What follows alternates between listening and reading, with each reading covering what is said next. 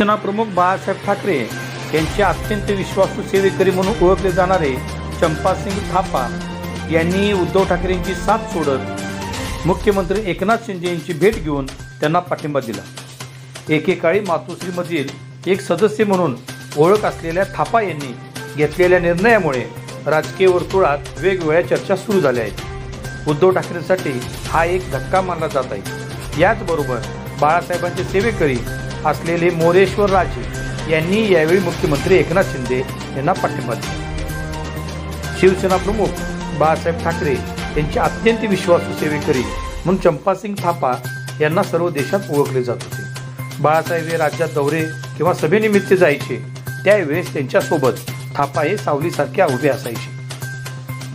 बाळासाहेबांच्या प्रकृतीची काळजी घेणे, त्यांना औषध देणे आणि जेवण देणे अशी कामे ते करत होते। मातोश्रीमधील एक सदस्य म्हणून ते ओळखले जायचे।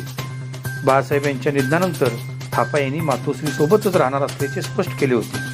असे असतानाच त्यांनी मुख्यमंत्री एकनाथ शिंदे यांची ठाण्यातील टेंभी नाका येथील देवीच्या मिरवणुकीदरम्यान भेट घेऊन त्यांना पाठिंबा दिला।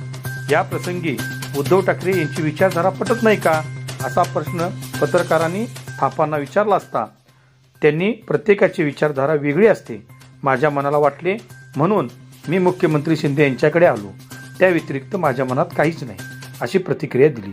उद्धव ठाकरे यांच्या भेटीसाठी देखील व्हायच्या आणि मातोश्रीवरही जात होते असे त्यांनी स्पष्ट केले। यावेळी बोलताना मुख्यमंत्री एकनाथ शिंदे यांनी बाळासाहेबांसोबत कोण राहतो असे जर कुणी विचारले तर लगेच नाव यायचे थापा।